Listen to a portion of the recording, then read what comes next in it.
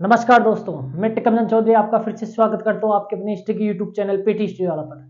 जैसा कि आपको पता है, अपन ने इससे पहले दो अध्याय पढ़े थे, दो टॉपिक पढ़े थे, वो दोनों कंप्लीट हो चुके हैं। पहला टॉपिक आपका राजस्थान के मुख्य अभिलेख थे और दूसरा टॉपिक क्या था, राजस्थान के जो मुख्य ताम्रपत्र थे, ठीक है, यानी मेजर क्या कॉपर प्लेट्स ऑफ राजस्थान के बारे में अपन ने क्या किया था, अध्ययन किया था। आज अपन जो नया अध्याय पढ़ने जा रहे हैं, नया जो टॉपिक है अपना, वो है सिक्कों के बारे में, ठीक है। क्योंकि देखो, सिक्कों को लेकर इतिहास में एक महत्वपूर्ण टॉपिक है, इससे अक्सर क्वेश्चन पहुंचे जाते हैं और अच्छे लेवल के क्वेश्चन पूछे जाते हैं इससे, ठीक है। इसलिए ये सिक्कों का जो टॉपिक है, वो बहुत ही महत्वपूर्ण है। देखो, अपन आज सिक्कों के बारे में पढ़ेंगे कि भारत में सिक्कों का प्रचलन कब से हुआ, राजस्थान से वो कब, राजस्थान में भी इनके कुछ अवशेष मिले हैं, उनके बारे में अध्ययन करेंगे, ठीक है। चलो देखो, आज अपना टॉपिक है क्या, मुद्रा शास्त्र।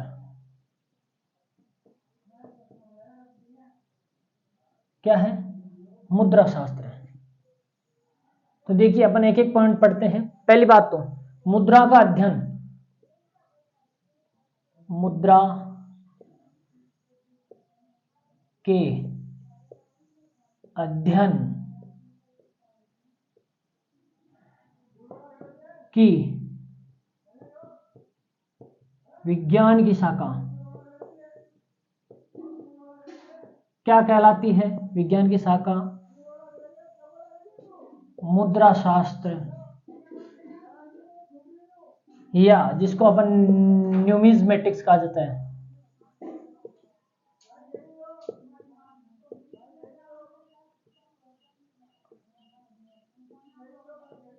कहा जाता है। क्या कहा जाता है?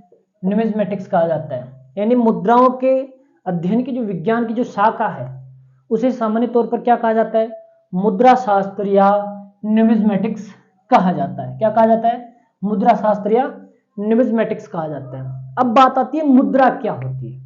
इसकी बहुत ही सिंपल और आसान सी परिभाषा है कि मुद्रा होती क्या है। अपन एक एक पॉइंट को देखकर आसानी से चलेंगे। मुद्रा धातु का वह रूप है,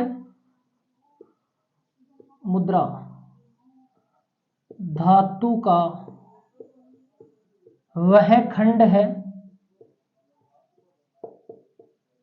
जो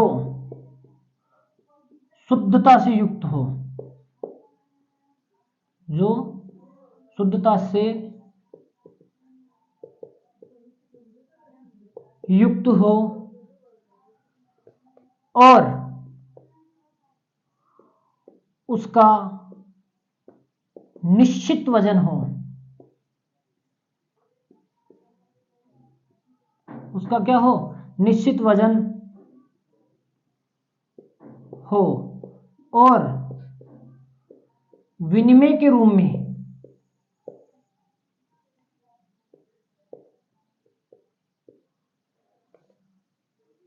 विनिमय के माध्यम के रूप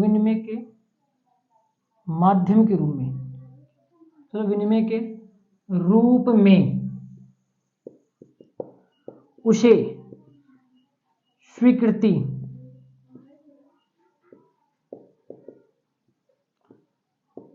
प्रदान की गई हो। उसे क्या कहते हैं? उसे मुद्रा कहते हैं। उसे क्या कहते हैं? मुद्रा या करेंसी कहते हैं। देखो, मुद्रा की बहुत ही सिंपल और आसान परिभाषा है, क्योंकि ये परिभाषा आपको पता होना जरूरी है। क्या परिभाषा है? मुद्रा धातु का एक खंड है। पहली बात, किसका? धातु का खंड है, क्योंकि अधिकांश जो प्राचीन भारत के जो सिक्के थे, जो अपन जो सिक्कों का अध्ययन करेंगे, वो धातु से निर्मित थे। क्योंकि अभी की करेंसी तो आपने देखा होगा धातु के साथ साथ आपके कागज की भी बनी हुई है। तो ऐसे में जो धातु है, उस धातु का खंड होता है। मुद्रा क्या होती है? एक धातु का टुकड़ा या खंड होती है, और उसमें क्या होती है? शुद्धता। अब ध्यान रखिए, आपने देखा होगा कई बार धातुएं मिक्सर धातुओं से मिलकर बनी होती है, लेकिन उनका भी शुद्ध अनुपात होता है। तो धातु की क्या होनी चाहिए? शुद्धता से भी युक्त होनी चाहिए। धातु कैसी होनी चाहिए? शुद्धता से युक्त होनी चाहिए और उसका निश्चित वजन, क्योंकि देखिए जितनी भी धातु आपकी मुद्रा बनी है, उनका एक निश्चित वजन होता है। जिसे अपन आहत सिक्के पढ़ेंगे तो अनुमानतः उसका वजन 57 ग्रेन का माना गया है। कितना? 57 ग्रेन का। ये निश्चित वजन की होनी चाहिए। ये 3 चीज होनी ही होनी चाहिए। कौन कौन सी? धातु का एक खंड होना ही चाहिए, शुद्धता से युक्त होना चाहिए और उसका एक निश्चित वजन होना चाहिए, और साथ में उसमें विनिमय के माध्यम से लेन देन के लिए उसको स्वीकृति भी मिली हो। ऐसे नहीं कि भाई आपने तो अपनी इच्छा से ऐसे तो सभी मुद्राएं बना ली। ऐसे में क्या है कि उसको विनिमय के माध्यम के रूप में भी क्या मिली हो? स्वीकृति प्राप्त की हो। जैसे रिजर्व बैंक क्या करता है? अपनी मुद्राओं को क्या करता है? जारी करता है। यानी मुद्रा को स्वीकृति देना काम कौन करता है? वर्तमान में रिजर्व बैंक करता है। ऐसे ही प्राचीन काल में मुद्राओं को भी स्वीकृति दी जाती थी। बिना ऐसे स्वीकृति के मुद्राएं नहीं बनती थी। ठीक है, तो उसको क्या कहा जाता था? मुद्रा कहा जाता था। क्या कहा जाता था? मुद्रा कहा जाता था। ठीक है, ये तो थी मुद्रा की परिभाषा। अब ध्यान रखना, भारत में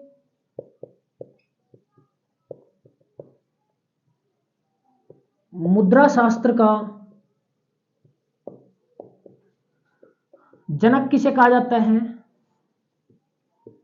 जेम्स प्रिंसेप। किसे कहा जाता है? जेम्स प्रिंसेप को क्या कहा जाता है? भारत में मुद्रा शास्त्र का जनक कहा जाता है। भारत में मुद्रा शास्त्र का जनक किसे कहा जाता है? जेम्स प्रिंसेप को कहा जाता है, क्योंकि ये पहला व्यक्ति था जिसने भारत की मुद्राओं के अध्ययन पर अपना पूरा जीवन समर्पण किया। इसके अलावा चूंकि अपन ने इससे पहले पढ़ा है कि अलेक्जेंडर कनिंघम भी मूलतः एक मुद्रा शास्त्री था, क्योंकि इनको मुद्राओं में अध्ययन करना बहुत रुचिकर लगता था। इसी प्रकार जेम्स प्रिंसेप ने भी भारत की जो आहत मुद्रे, भारत की जो प्राचीन मुद्राएं थी, उनको सबसे पहले पंचमार्क नाम देने वाला विद्वान कौन था? जेम्स प्रिंसेप था। और यह काम उसने कब किया? 1835 ईस्वी में किया। आप एक बार इसका स्क्रीनशॉट लीजिए ताकि अपन आगे चले। यस, आगे देखिए, अपन मुद्रा के बारे में पढ़ रहे थे। देखो, पहली परिभाषा तो होगी क्या? मुद्रा की। और मुद्रा से संबंधित यानी सिक्कों के संबंधित विज्ञान की शाखा को क्या कहा जाता है? मुद्रा शास्त्र कहा जाता है, यानी न्यूमिज्मेटिक्स कहा जाता है। कई बार क्वेश्चन पूछा गया ये। ठीक है, मुद्रा की अपन ने परिभाषा देखी, बहुत ही सिंपल और आसान परिभाषा है। और भारतीय मुद्रा शास्त्र का जनक किसे कहा जाता है? जेम्स प्रिंसेप को कहा जाता है। इन्होंने पहली बार भारत में मुद्राओं के अध्ययन पर खूब जोर दिया। आगे देखिए, अब जो मुद्रा होती है,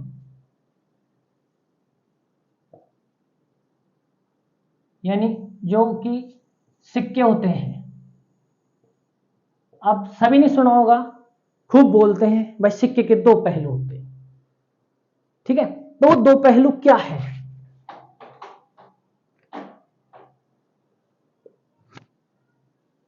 और वो क्यों महत्वपूर्ण है? देखिए, सिक्के का एक भाग तो क्या कहलाता है? पृष्ठभाग। क्या कहलाता है? पृष्ठभाग, यानी हेड। और दूसरा भाग क्या कहलाता है? पृष्ठतल। क्या कहलाता है? पृष्ठतल, यानी TAIL, टेल कहलाता है। क्या कहलाता है? टेल कहलाता है। यानी एक भाग तो क्या कहलाता है? हेड, और दूसरा भाग क्या कहलाता है? टेल कहलाता है। क्या कहलाता है? टेल। लेकिन ये तो केवल इंग्लिश रूप है, लेकिन अपने प्राचीन भारतीय साहित्य में इन दोनों पक्षों को अलग अलग नामों से जाना गया है। इसको तो चित्त कहा जाता है। क्या कहा जाता है? चित्त कहा जाता है। इसको क्या कहा जाता है? पट्ट कहा जाता है। क्या कहा जाता है? पट्ट कहा जाता है। तो प्राचीन भारत के साहित्य में हेड भाग को तो चित्त कहा जाता था, और टेल भाग को क्या कहा जाता था?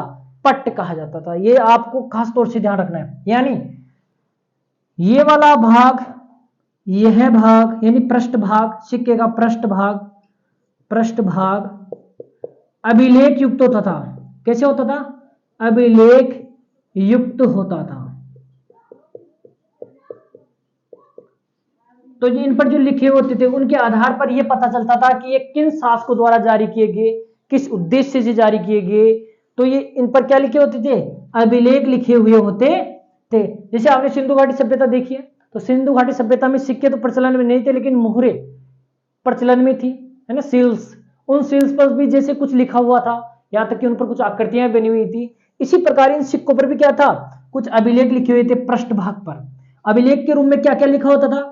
राजा का नाम, क्या लिखा होता था? राजा का नाम, राजा की उपाधि लिखी हुई होती थी और उनकी आकृति भी बनी हुई होती थी। क्या बनी हुई होती थी? यहां तक कि उनकी आकृतियां भी बनी हुई होती थी। आपने देखा होगा समुद्रगुप्त का जो सिक्का मिला है उस पर समुद्रगुप्त को वीणा बजाते हुए दिखाया गया है। उससे पता चलता है कि समुद्रगुप्त संगीत का प्रकांड विद्वान रहा होगा और वीणा बजाने में निपुण रहा होगा। इस प्रकार की कुछ जानकारियां मिलती है किससे? अपन को सिक्कों से। तो देखिए पृष्ठ भाग पर राजा का नाम, उपाधि और आकृति या अभिलेख लिखे होते थे। जो पट भाग था, ये चित्त भाग है, ये पट भाग। पट भाग पर क्या होता था? तत्सम उस समय की जो देवी देवता हैं उनकी आकृतियां बनी होती थी।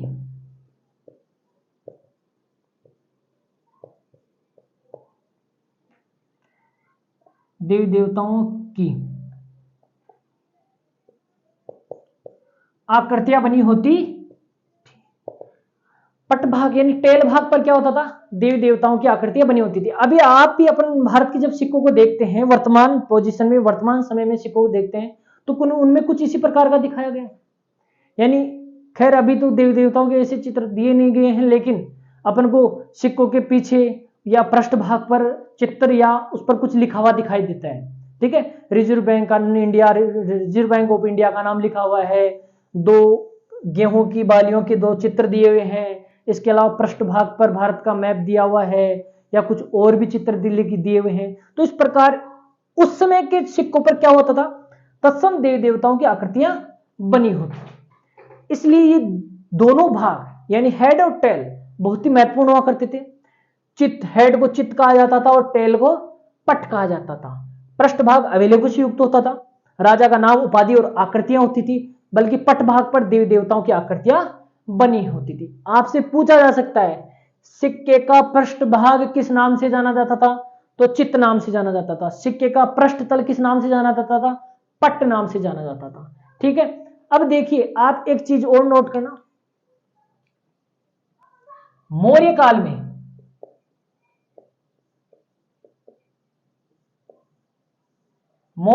में अपन को मुद्रा जारी करने वाले यानी टकसाल का निरीक्षण करने वाले, टकसाल की देखरेख करने वाले, उस टकसाल का कंट्रोल करने वाले व्यक्तियों का या अधिकारी का नाम मिलता है, जिसको क्या कहा जाता था?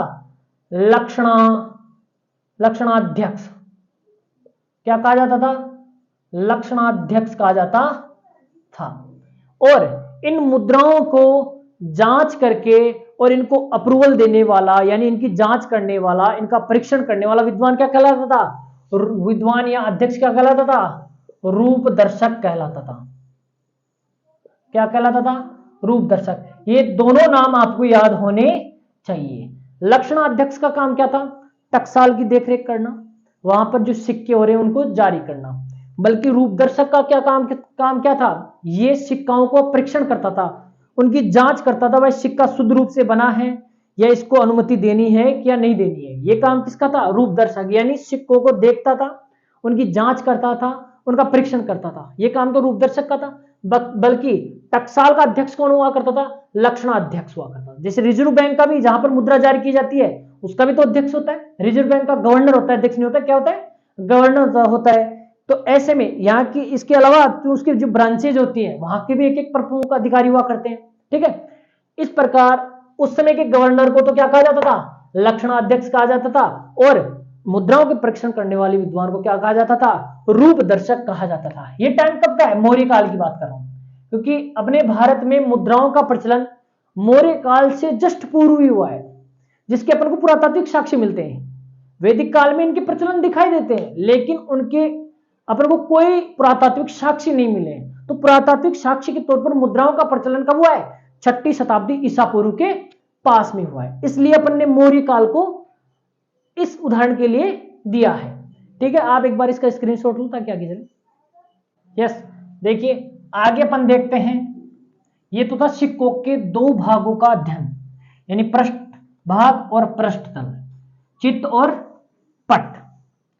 अब देखिए आगे देखते हैं अपन।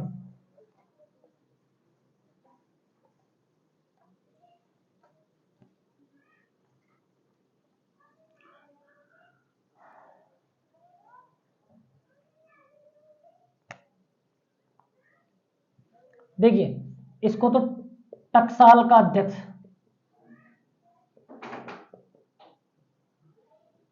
क्या कहा जाता था, टकसाल का अध्यक्ष कहा जाता था। ये क्या था,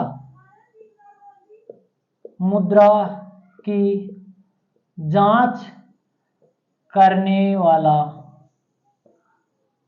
अधिकारी। ठीक है, अब देखिए जब हम मुद्राओं के अध्ययन करते हैं तो मुद्राओं में देखो कई बार क्या होता है, मुद्राओं के माप तोल यानी भार और उसके माप तोल का अध्ययन करने वाली विज्ञान की शाखा को क्या कहा जाता है, मेट्रोलॉजी कहा जाता है। तो ये चीज लिखिए आप,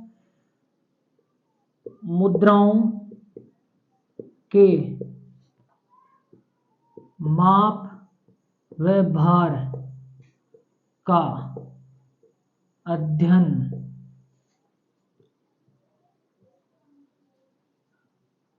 करने की शाखा क्या कहलाती है, मेट्रोलॉजी। क्या कहलाती है, मेट्रोलॉजी कहलाती है। अब आपने देखा होगा अपन जब सिक्क जब पुरातात्विक खोजें प्रारंभ हुई तो सिक्कों के ढेर मिले। अब जब सिक्कों का कोई ढेर मिलता है तो उसको क्या कहते हैं, मुद्रा निधि कहते हैं। तो क्वेश्चन पूछा जा सकता है, सिक्कों का किसी स्थल से ढेर प्राप्त होना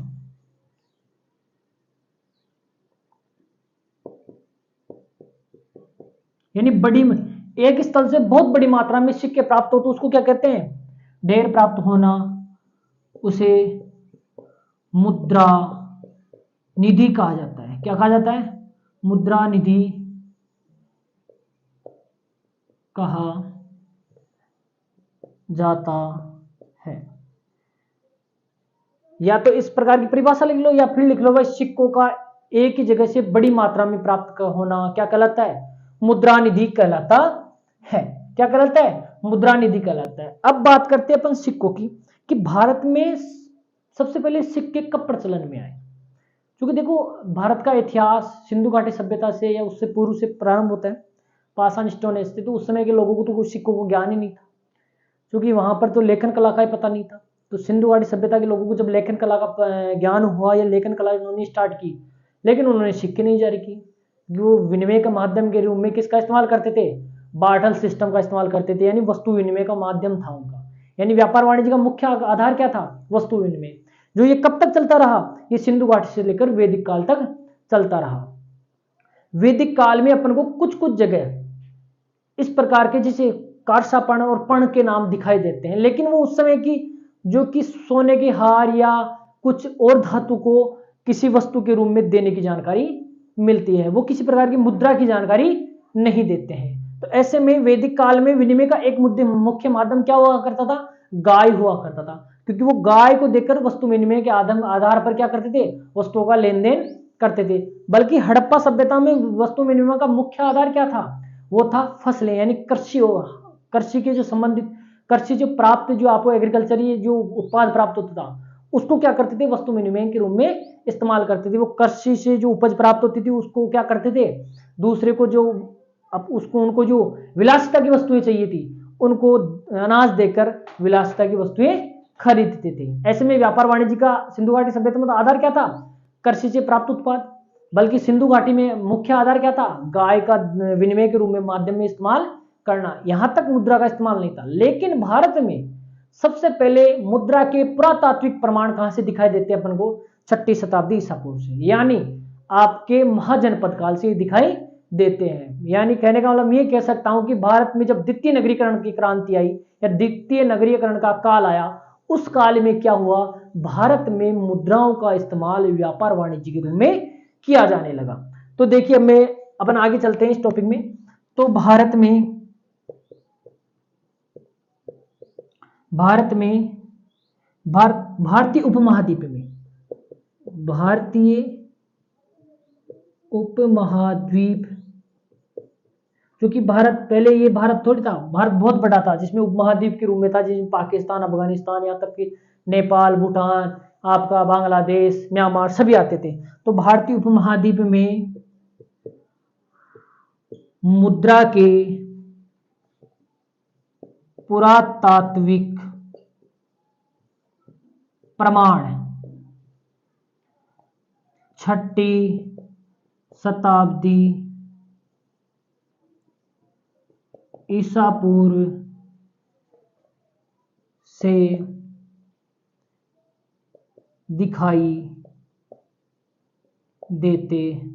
प्राप्त होते हैं।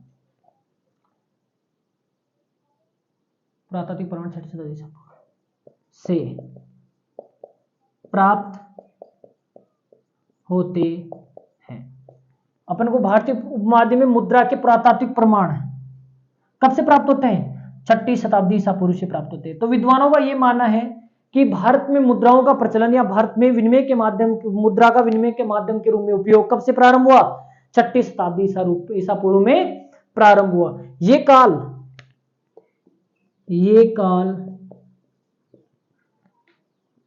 महाजनपद काल या द्वितीय नगरीय क्रांति का काल था। यह कौन सा टाइम पीरियड था? इसको अपन महाजनपद काल, 6ठी शताब्दी ईसा पूर्व के काल को, इससे लेकर लगभग ईस्वी तक के काल को क्या कहा जाता है? महाजनपद काल कहा जाता है, या इसे द्वितीय नगरीय क्रांति का काल भी कहते हैं। तो आपसे क्वेश्चन पूछा जा सकता है कि भारत में सिक्कों का प्रचलन किस काल में हुआ? तो द्वितीय नगरीय क्रांति, ऑप्शन दिए जा सकते हैं आपको किसी प्रकार के। द्वितीय नगरीय क्रांति के काल में हुआ, या महाजनपद काल में हुआ, या 6ठी शताब्दी ईसा पूर्व में हुआ। अब आपको पता होगा कि प्रथम नगरीय क्रांति किसे कहा जाता है, या प्रथम नगरों का विकास भारत में कब हुआ? वो हुआ था सिंधु घाटी सभ्यता में। ठीक है, तो महाजनपद काल को द्वितीय नगरीय क्रांति का काल भी कहा जाता है। इस प्रकार भारतीय उपमहाद्वीप में मुद्राओं का प्रचलन कब हुआ? 6ठी शताब्दी ईसा पूर्व में, या महाजनपद काल, या आपका द्वितीय नगरीय क्रांति का काल।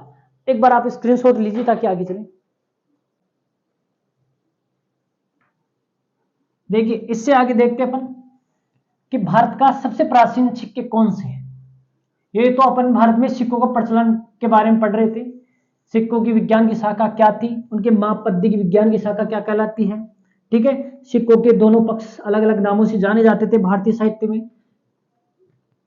और भारत में सबसे पहली बार सिक्कों का प्रचलन कहाँ हुआ? ये 3-4 जो मोस्ट इंपॉर्टेंट क्वेश्चन है, वो बहुत ही कई बार परीक्षाओं में पूछे गए हैं। देखिए आगे देखिए, अपन पढ़ रहे थे भारत के सबसे प्राचीन सिक्के। तो देखिए, भारत के सबसे प्राचीन सिक्के किस नाम से जाने जाते थे? आहत या पंचमार्कड सिक्के। क्या कहलाते थे? आहत या पंचमार्कड सिक्के। ये भारत के सबसे प्राचीन सिक्के हैं। पुरातात्विक तौर पर भारत में जो सबसे प्राचीन सिक्के प्राप्त हुए उनको क्या कहा जाता था? आहत या पंचमार्कड सिक्के कहा जाता था। और इनका प्रचलन कब हुआ? क्योंकि मैंने बताया 6ठी शताब्दी ईसा पूर्व में। कब हुआ? 6ठी शताब्दी ईसा पूर्व में हुआ। अब देखिए, जो सिक्के थे उनके माप की जो पद्धतियां थी वो प्राचीन साहित्य में किस नाम से जानेगी? रत्ती नाम से। तो सिक्कों को मापने की इकाई क्या थी? रत्ती, या जिसको रत्तिका, जिसको कई बार रिक्तिका भी कहा गया है। रत्ती या रत्तिका कहा गया है। क्या कहा गया है? जैसे 20 रत्ती, 10 रत्ती, 5 रत्ती, इस प्रकार किया गया है। ठीक है, और ये इकाई किस आधार पर बनाई गई थी? तो ध्यान रखना, रत्ती की इकाई गूंजा के लाल काले फलों यानी बीजों, काले बीजों के आधार पर बनाई गई है। ये रत्ती इकाई किस आधार पर थी? गुंजा के पहले गुंजा एक वृक्ष हुआ था उसके जो बीज हुआ करते थे, उन बीजों को उनके आकार के आधार पर, यानी उनमें कितना वजन हुआ करता उस आधार पर क्या बनाई जाती थी? रत्तिया रत्तिका नाम की इकाई बनाई गई। यानी सिक्कों को मापने की सबसे पहली इकाई क्या थी? रत्तिया रत्तिका थी, जो किस पर आधारित थी? गुंजा के लाल काले बीजों पर आधारित थी। इन गुंजा के जो बीज हुआ करते थे उनमें जितना वेट हुआ करता था उस आधार पर इस रत्तिया रत्तिका की माप दी गई। उसी आधार पर इन सिक्कों का प्रचलन हुआ। क्योंकि देखो सिक्कों का एक निश्चित वजन होता है, ऐसे में तो अपन मोटा सारा सिक्का ही बनाते, तो मोटा सारा सिक्का थोड़ी चलेगा। तुम तो पूरे का पूरा कुंटल का लेके चले जाओ तो वो थोड़ी काम है। एक तो निश्चित आकार या मात्रा हुआ करती है सिक्कों की, ठीक है। अब देखिए जो आहत मुद्रा, आहत या पंचमार्क सिक्के थे, इन सिक्कों का सबसे पहले भारत के सबसे प्राचीन सिक्कों का नामकरण करने वाला प्रथम विद्वान कौन था? डॉक्टर वासुदेव शरण अग्रवाल। उसने आहत सिक्कों की निर्माण विधि, इनको किस प्रकार निर्मित किया गया था, उस निर्माण विधि के आधार पर इनको क्या नाम दिया? आहत सिक्के नाम दिया। आहत सिक्के नाम दिया। यानी आपसे क्वेश्चन किया जा सकता है, भारत के प्राचीन सिक्कों को आहत सिक्के नाम देने वाला विद्वान कौन था? डॉक्टर वासुदेव शरण अग्रवाल थे, ठीक है। लेकिन इन आहत सिक्कों को पंचमार्क सिक्के कहने वाला पहला विद्वान कौन था? आहत सिक्कों को पंचमार्क सिक्के नाम देने वाला विद्वान जेम्स प्रिंसेप था। इसने यह नाम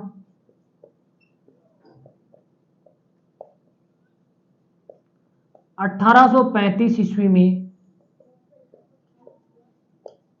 दिया। कब दिया? 1835 ईस्वी में जेम्स प्रिंसेप ने इन आहत सिक्कों को क्या नाम दिया? पंचमार्क कॉइन्स नाम दिया, ठीक है। इसी के आधार पर इन्होंने बाद में ब्राह्मी लिपि को पढ़ा। ब्राह्मी लिपि के आधार, सबसे पहले ब्राह्मी लिपि को पढ़ने वाला, उसका अर्थ निकालने वाला कौन था? विद्वान, ये जेम्स प्रिंसेप था। उसने 1837 में अशोक के शिलालेख को पढ़कर अशोक के शिलालेखों का उन सिक्कों में, उन शिलालेखों में नाम आए जेम्स प्रियदर्शी। उनका संबंध किससे बताया? अशोक से बताने वाला विद्वान कौन था? आपका जेम्स प्रिंसेप था। तो अपन ने जो ये जानकारी पढ़ी है, तो भारत के सबसे प्राचीन सिक्के क्या कहलाए? आहत या पंचमार्क सिक्के कहलाए। इनका प्रचलन कब हुआ? 6वीं शताब्दी ईसा पूर्व में हुआ, ठीक है। इनका मापन की इकाई क्या थी? वो थी रत्तिया रत्तिका थी। इनको किस आधार पर मापा गया? गुंजा के लाल काले बीजों के आधार पर इनकी नाप बनाई गई, ठीक है। भारत के सबसे प्राचीन सिक्के जिनको आहत सिक्के कहा जाता है, तो आहत नामकरण करने वाला विद्वान कौन था? डॉक्टर वासुदेव शरण अग्रवाल थे, ठीक है। इन्हीं आहत सिक्कों को पंचमार्क सिक्के नाम देने वाला विद्वान कौन था? वो था आपका जेम्स प्रिंसेप था। इसका नया नाम कब दिया इसने? 1835 ईस्वी में दिया। इस प्रकार ये आपके आहत सिक्के। अब अपन पढ़ेंगे राजस्थानी आहत सिक्कों को। यहां एक चीज ध्यान रखना, आहत सिक्कों का प्रचलन कहां हुआ? ये हुआ आपके सिंधु व गंगा घाटी के मैदान में।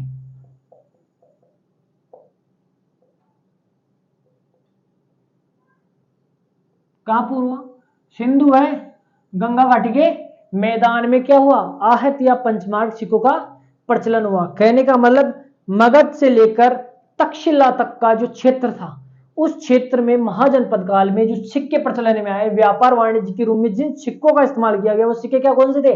आहत या पंचमार्क सिक्के थे। और ये भारत के लगभग पूरे क्षेत्रों से ये सिक्के मिले हैं, ठीक है। यहां तक कि राजस्थान में भी बड़ी मात्रा में ये सिक्के प्राप्त हुए हैं, जिनका अपन एक एक करके अध्ययन करने वाले हैं। तो आहत या पंचमार्क सिक्के, अब ये अधिकांश किससे निर्मित होते थे? मूलतः अधिकांश ये चांदी से निर्मित थे। इसके अलावा इनके तांबे के भी सिक्के मिले, चांदी और तांबे से। अपन बाकी जो अगली क्लास में पढ़ेंगे, आहट या पंचमार क्यों कहा गया, ये किस धातु से निर्मित थे, इनका आकार क्या हुआ करता था, ये किन क्षेत्रों में प्रचलन में थे, और इन पर किस प्रकार के चित्र हुआ करते थे, इनकी जानकारी अपन अगली क्लास में लेंगे। ठीक है, जय श्री राम, खम्मा गणी।